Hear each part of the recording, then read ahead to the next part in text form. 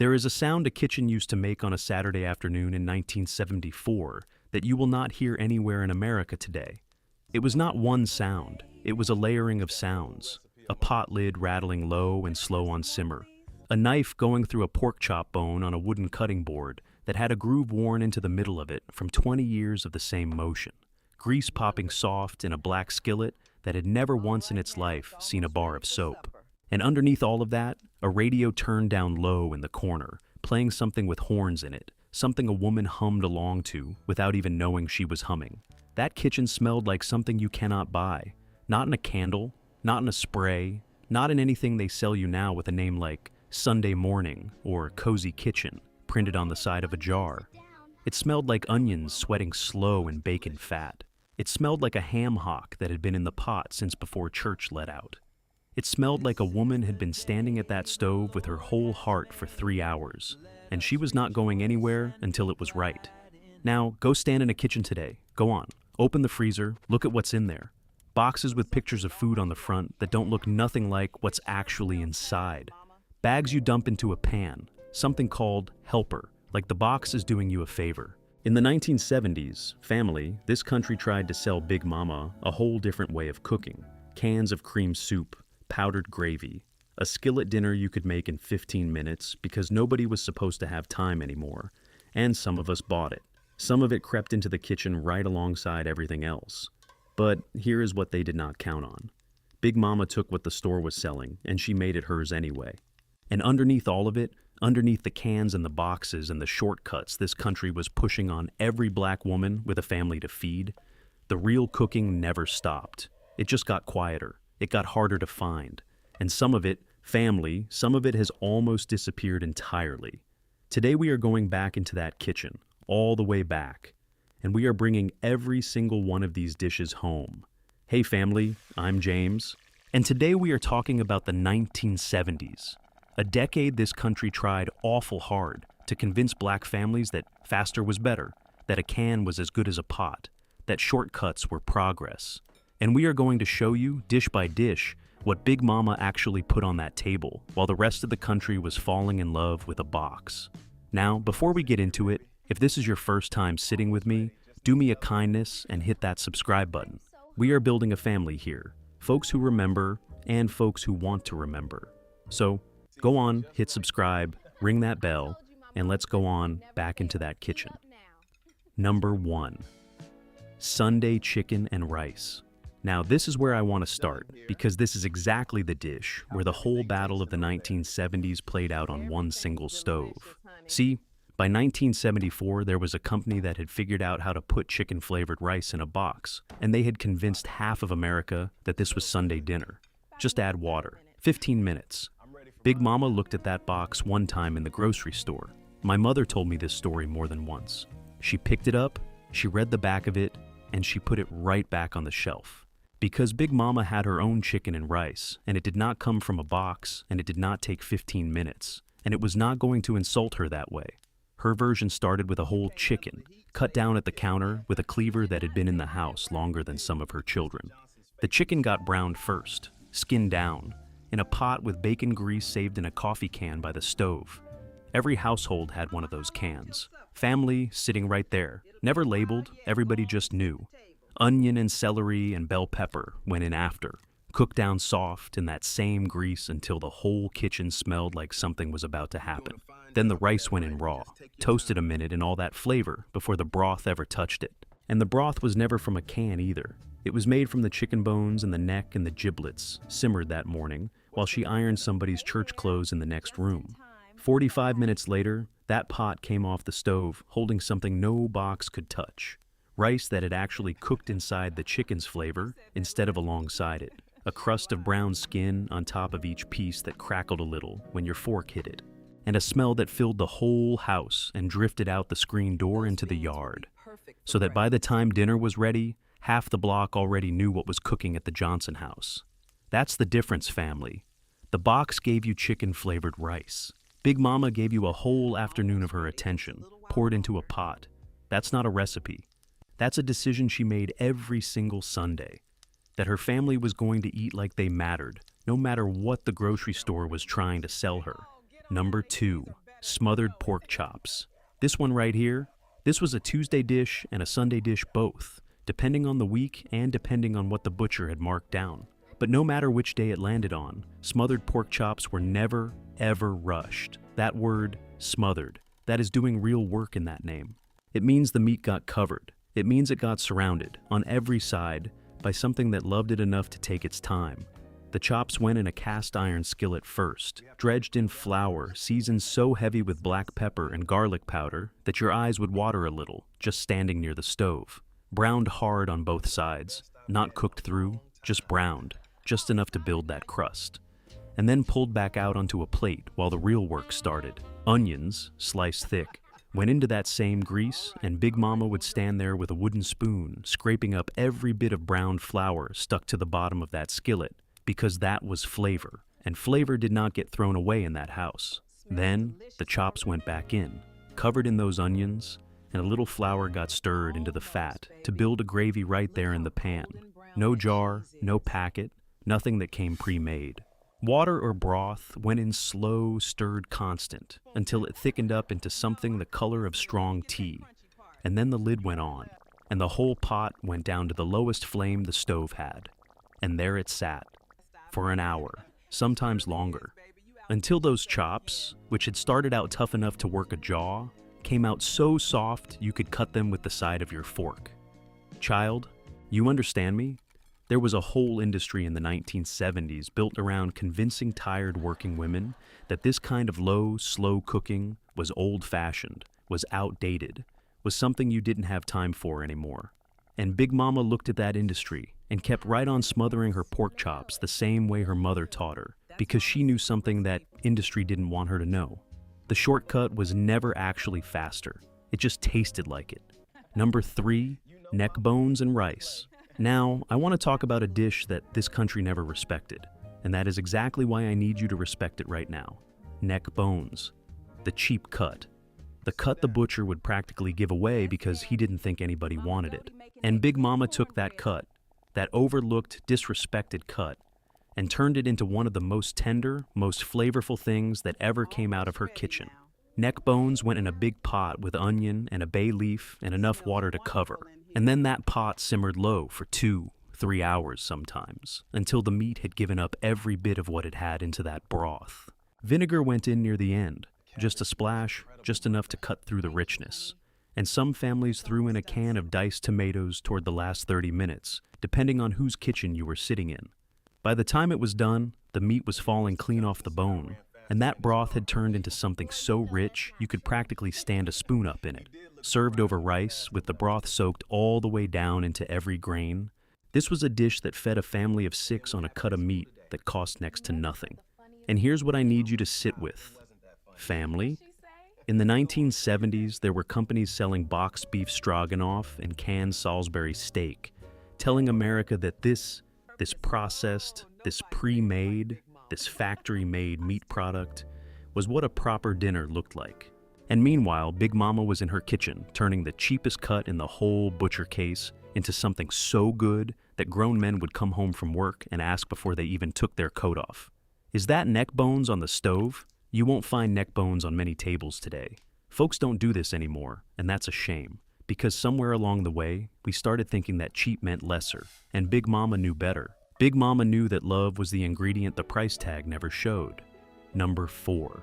Butter beans and ham hocks. Every southern kitchen had a pot of something like this going somewhere in the week. A bean, a pea, a hock, a low flame, and thyme. And of all of them, butter beans held a particular place because they had a creaminess to them that no other bean quite matched. And Big Mama knew exactly how to bring that creaminess out.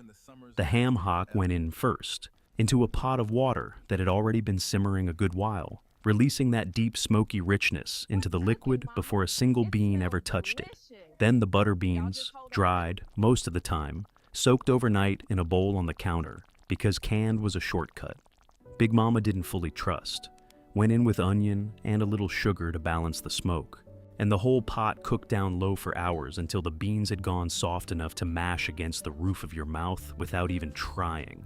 This was a dish that came with cornbread, always, not a suggestion, a requirement, and the two of them together, the pot liquor from those beans soaking down into a warm wedge of cornbread, was a combination that this whole country has somehow managed to forget, while it fills its pantries with instant side dishes in a pouch that dissolve into something with the texture of wallpaper paste. Big Mama's butter beans took all afternoon, and they tasted like they had. That was never an accident. That was the whole point. Number 5, candied yams. Now, some of you are going to hear candied yams and think you already know this dish, and I want you to slow down for a second, because I promise you, the version most folks make today is not the version Big Mama made. Today it's marshmallows on top, a can of yams dumped straight into a dish, brown sugar sprinkled on, into the oven for 20 minutes.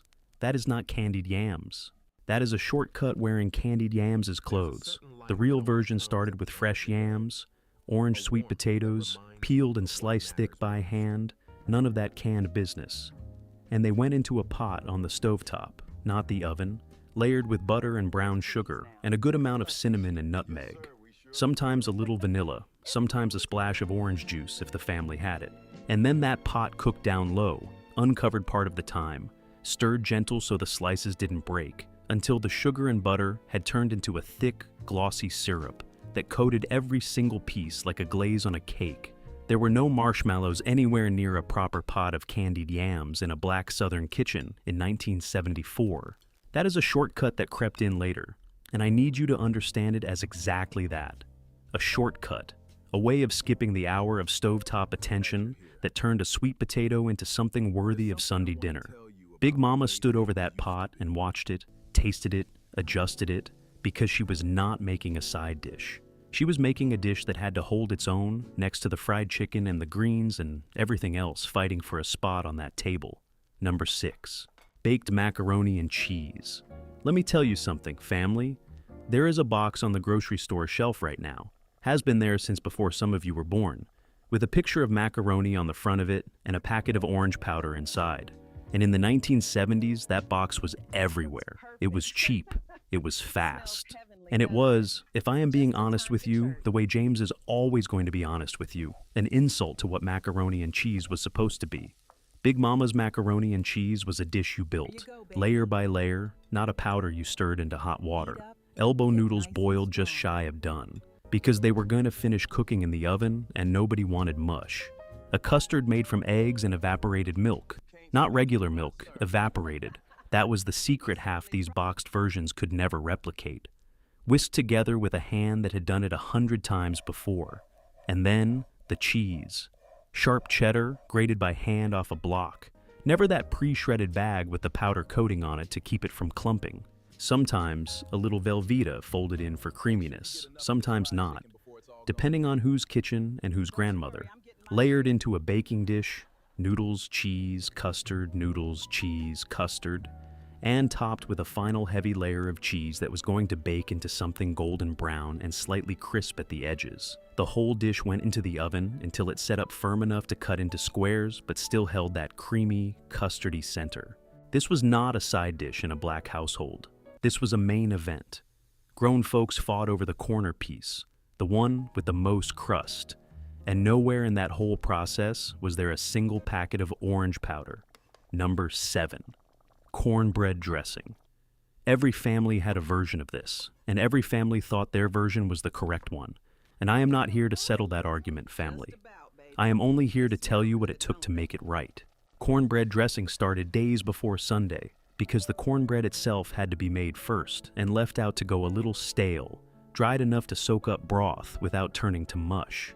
That cornbread got crumbled by hand into a big bowl, mixed with sautéed onion and celery, cooked down soft in butter. Sage rubbed fine between the palms, because the whole house needed to smell like it, and eggs to bind it all together. Broth went in slow, a little at a time, until the mixture was moist, but not wet. And then the whole thing baked low and slow, until the top turned golden and slightly crisp, while the inside stayed soft as a pillow.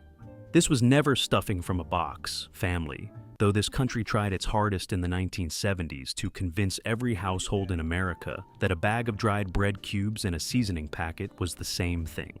It was not the same thing. Big Mama's cornbread dressing had a texture and a depth that no box could touch, because it started with cornbread she made herself. in a cast iron skillet that had been seasoned since before some of her children were born. Number 8. Smothered cabbage. I want to pause here on a dish that gets overlooked because it looks simple, and simple is not the same thing as easy.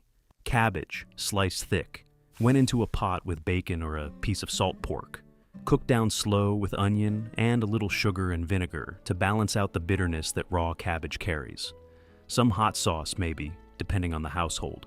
And then it sat on low heat for the better part of an hour until that cabbage had gone from something sharp and crunchy into something soft and sweet and deeply savory, practically melting on the fork. This is a dish this country has almost entirely forgotten, family.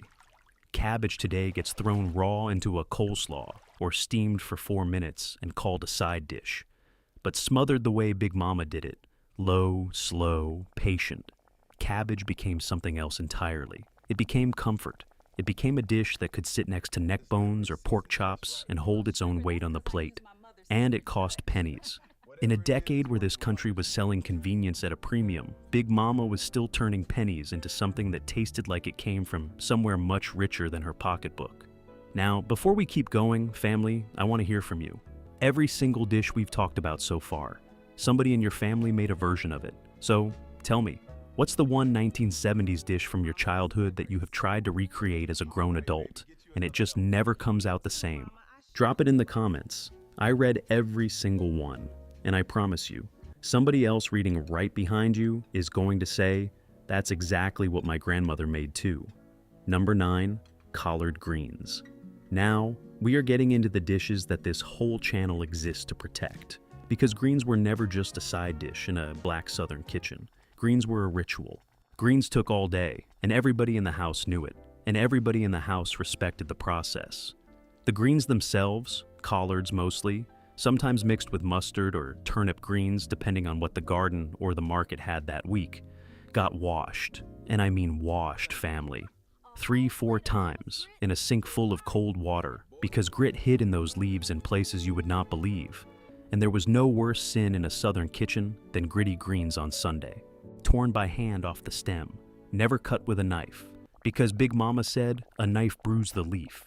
The pot started with a smoked turkey wing or a ham hock, sometimes both, simmered alone, first to build the base broth, that liquid. This whole culture came to call pot liquor, dark and smoky and worth more than the greens sitting on top of it. Onion went in, a little sugar to round out the bitterness, vinegar and hot sauce at the very end, to taste, because everybody's taste was different and everybody had an opinion about it. And then that pot cooked for hours. 2, 3, sometimes longer, if it was a big enough batch for a big enough Sunday, until those tough, fibrous leaves had broken down into something silky and rich, carrying every bit of that smoky broth inside every strand. You could smell a pot of greens cooking from down the block, family. That smell meant Sunday was close.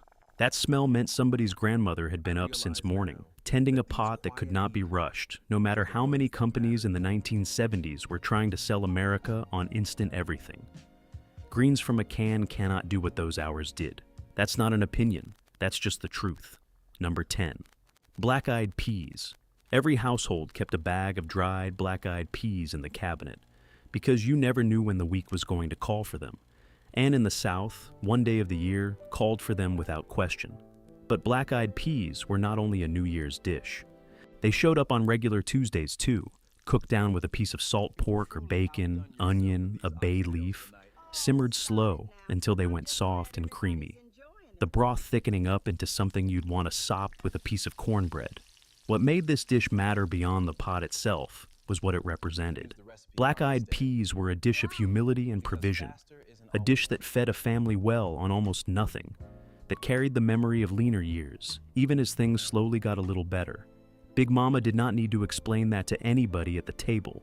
Everybody just understood it, the same way you understand a hymn without needing the lyrics printed in front of you. This right here, this is something we need to bring back, not just the recipe, the understanding underneath it. Number 11. Fried chicken. Now, family, I have been saving this one, because you cannot talk about Sunday in a black household in the 1970s without talking about fried chicken, and I need to do this one properly. This was never a dish you threw together. This was a production.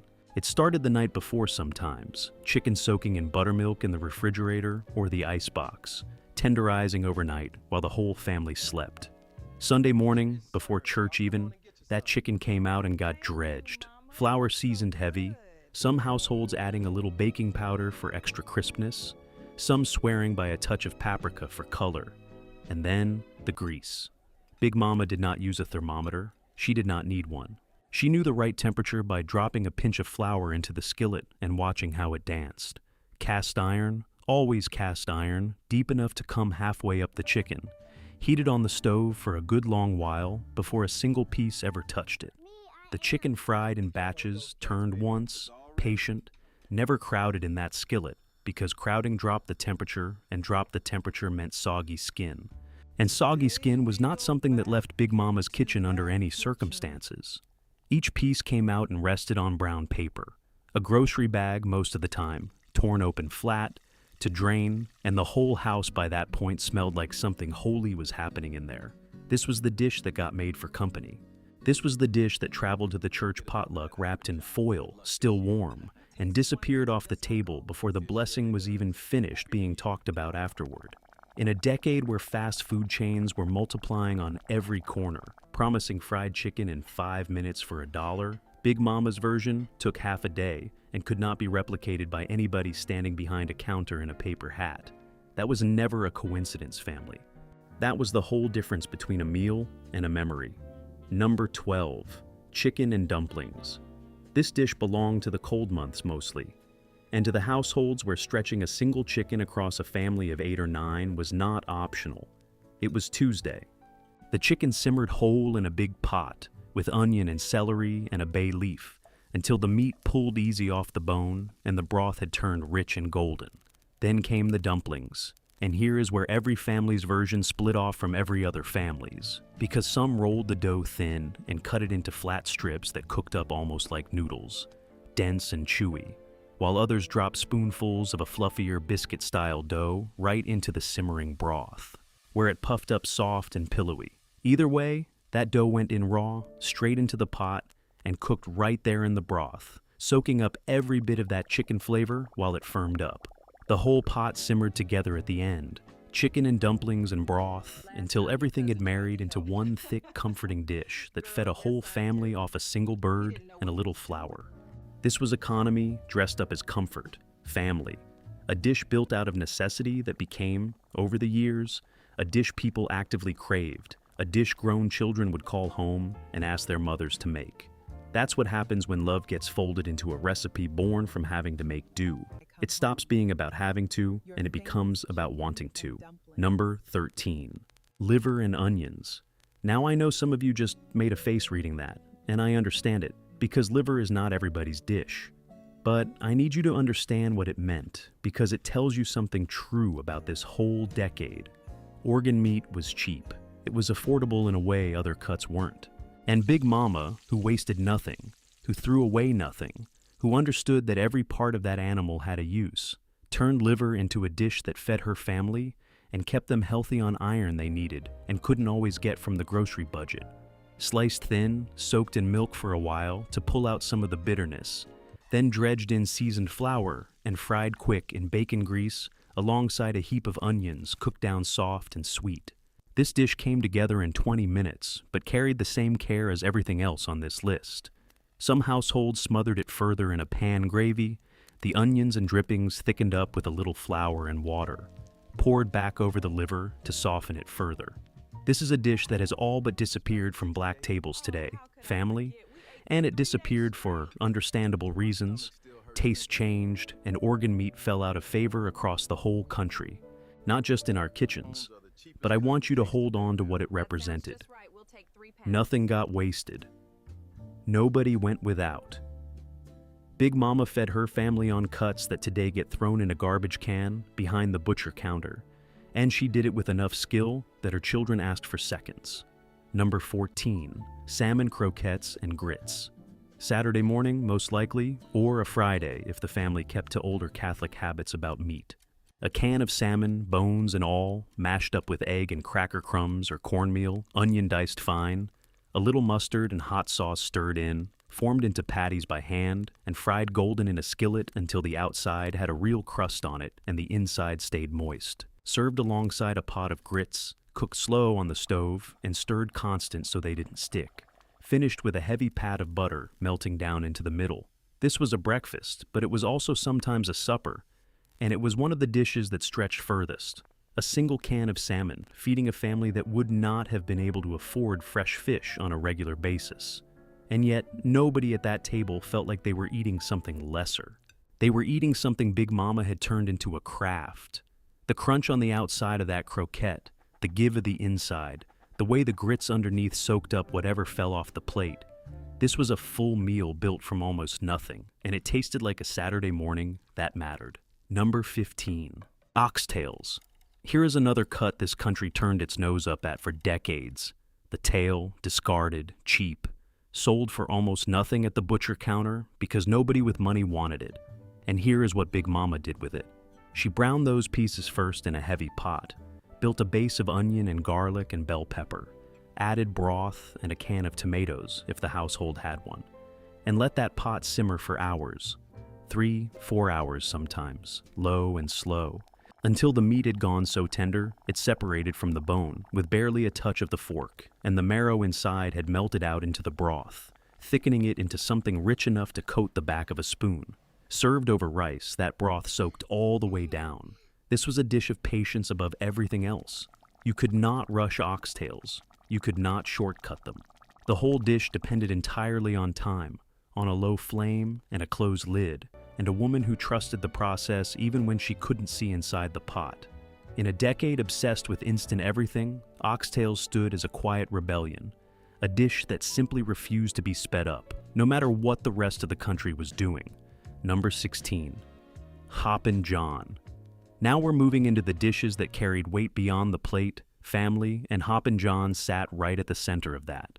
Black-eyed peas and rice, cooked together with a piece of salt pork or bacon, a little onion, sometimes a chopped bell pepper. Simple ingredients, humble ingredients, and every single family in the South made this dish on New Year's Day without a single exception because the tradition said it brought luck and prosperity for the year coming. Big Mama did not question where that tradition came from. She just honored it every single January the 1st, standing at the stove before the football game started, before anybody else in the house was even fully awake, making sure that pot was on before noon. Some families added collard greens alongside it for money, cornbread for gold. The specifics shifted house to house, but the peas were non-negotiable. The peas connected that table all the way back, through slavery, through survival, through a people who had turned a dish born out of forced deprivation into a symbol of hope for what was coming. That is not a small thing, family. That is a whole history sitting in one pot.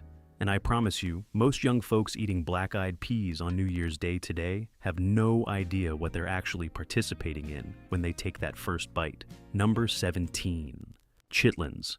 I have to slow all the way down for this one, because chitlins carried more than flavor. They carried the whole weight of what this community survived.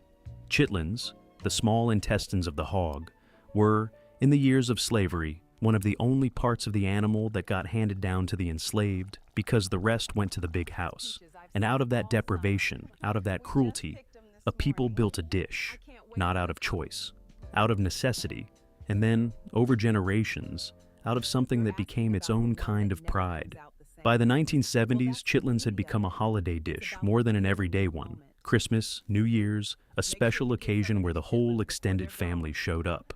And the preparation was a labor of love, unlike almost anything else on this list. Cleaning chitlins took hours. Big Mama and the other women of the house would sit together at the sink, cleaning them piece by piece. A job nobody enjoyed and everybody understood had to be done right, because done wrong, that whole pot was ruined.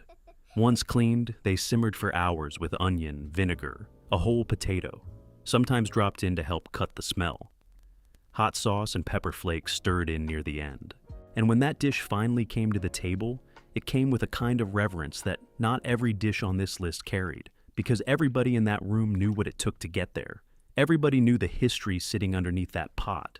This right here, this dish they tried to erase, This dish some folks are embarrassed by, even now. This is a piece of us surviving something that should never have happened and turning it, against every odd, into something we made our own. Number 18, sweet potato pie. Now we move into the desserts family, and I need you to understand something before I go any further. In a Black Southern household, dessert was never an afterthought. Dessert was where the love that had been building all day finally got to show off a little.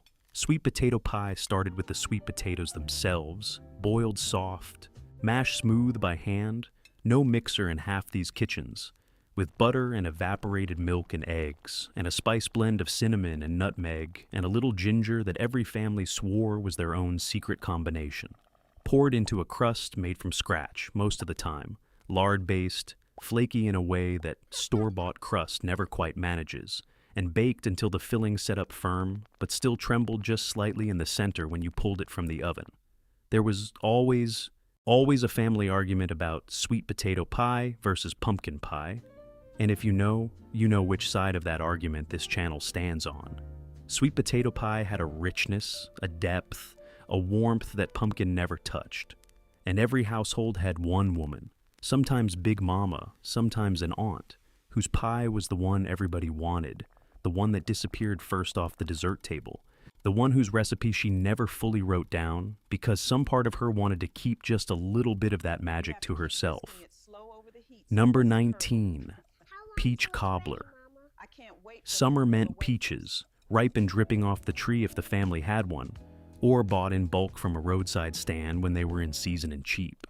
And peach cobbler was how Big Mama turned a bushel of fruit that wasn't going to keep into something the whole family remembered for years afterward. Sliced peaches, sugared and left to sit until they released their own juice, went into a buttered baking dish and a batter, sometimes poured over the top, sometimes a biscuit dough dropped in dollops across the fruit, baked down until the top turned golden brown and slightly crisp, while the peaches underneath bubbled up thick and syrupy around the edges. Served warm, straight from the oven, sometimes with a scoop of vanilla ice cream, if the family had a little extra that week. This was the dish that ended a Sunday dinner on exactly the right note. The whole kitchen would smell like cinnamon and caramelized sugar by the time the cobbler came out. And there was a particular kind of quiet that fell over a table when the first bowl got passed around. Everybody eating slow, nobody talking much, because some things deserved your full attention. That cobbler deserved it every single time. Number 20, a banana pudding. If sweet potato pie and peach cobbler were dishes of pride, banana pudding was a dish of pure comfort, and it showed up at every single gathering this community held. Funerals, reunions, birthdays, Sunday dinners, church potlucks. There was not an occasion in a Black household where banana pudding was out of place. Vanilla wafers layered in a dish, sliced bananas on top of those, and a custard made from scratch on the stovetop. Egg yolks and sugar and milk, whisked constant over low heat until it thickened into something rich and silky, poured warm over the wafers and bananas so the whole thing could soften together in the refrigerator overnight. Topped, most households, with a meringue baked golden on top, or in some kitchens, a cloud of whipped cream instead. By the next day, those vanilla wafers had gone soft, almost cake-like, soaking in that custard, and the whole dish had turned into something that tasted like a memory even the first time you had it. Every family had a slightly different version, and every family was convinced theirs was correct. And honestly, family, they were all correct. That's the thing about banana pudding. It didn't matter whose recipe you grew up on. It tasted like home no matter which kitchen made it. Number 21, red velvet cake. Now this cake, family, this cake meant something. Deep red, almost the color of a Sunday dress, with a cream cheese frosting so rich it practically dared you to have a second slice. In the 1970s, boxed cake mixes were everywhere, in every color food coloring could produce, and a box of red velvet mix sat right there on the shelf next to all the others, promising the same cake in half the time. But a real red velvet cake, the kind Big Mama made for a birthday or a graduation or an anniversary, started with cocoa powder and buttermilk and vinegar, and a careful hand with the red food coloring mixed into a batter that got baked in layers, cooled completely, and then frosted thick between each layer and all around the outside with a cream cheese frosting, whipped light and just barely sweet enough to balance out the tang. This cake took the whole afternoon to make right, and it got made for the people who mattered most, on the days that mattered most. And when that cake came out, when Big Mama carried it to the table with that deep red color catching the light and that white frosting practically glowing against it, the whole room understood, without a single word being said, that this was a special day. Some things you just know by looking at them. Number 22, Sunday dinner itself. And now, family, I want to bring this whole thing back to where it started. Because after all these dishes, after all this food, the truest thing I can tell you is that none of it was ever really about the food. It was about the table. It was about a house full of people, grandparents and parents and children, and whoever else Big Mama had decided needed a hot meal that week, because there was always somebody. Sitting down together, hands joined, heads bowed, while somebody said grace over food that had taken an entire day to prepare. It was about a woman who had been on her feet since before sunrise, moving between 4 and 5 pots at once, timing everything so the chicken and the greens and the mac and cheese and the candied yams all landed on that table hot, all at the same time, like she had been conducting an orchestra the whole afternoon and nobody in the room had noticed the effort it took to make it look easy. This country spent the whole decade of the 1970s trying to sell black families on speed, on convenience, on a can, a box, a packet, a shortcut, and some of it got through. Some of it changed how we eat, even in our own kitchens, even now. But underneath all of that, in kitchens across this country, women like Big Mama held the line. They cooked the long way because the long way was the way that said, without ever having to say it out loud, "You are worth the time it takes. You are worth an entire Sunday of my attention. You are worth more than 15 minutes and a box." And that, family, that right there, is the thing they tried to erase, and the thing this channel exists to bring back. Not just the recipes, the devotion underneath them. Because a woman who will stand at a stove for 6 hours to feed her family right is not just cooking. She is telling you in the only language some of these women had left after a long week of working somebody else's kitchen for somebody else's family. She is telling you that you matter, that you are loved, that no matter what this world tried to take from her, she was going to make sure her own table stayed full, stayed rich, stayed hers. We didn't have much, but we had everything that mattered. And most Sundays, everything that mattered was sitting right there on that table, still steaming, waiting for grace to be said. If any of these dishes brought something back for you today, go ahead and hit that like button. Subscribe so you're here with me every time we do this. And I want to hear from you, family, of everything we talked about today. Which dish belonged to your family specifically? Which one did your Big Mama, your grandmother, your mother make that nobody else in your family has ever been able to get quite right since she's been gone? Tell me her name if you want to. Tell me the dish. I read every single one of these, and I promise you, somebody else in these comments is going to recognize exactly what you're talking about. Share this one with somebody in your family who still remembers standing in that kitchen watching her cook. This might be the nudge they need to finally ask her to teach them before it's too late. Subscribe, family, because next Sunday, we're going somewhere just as real as today. I'll see you next time, family.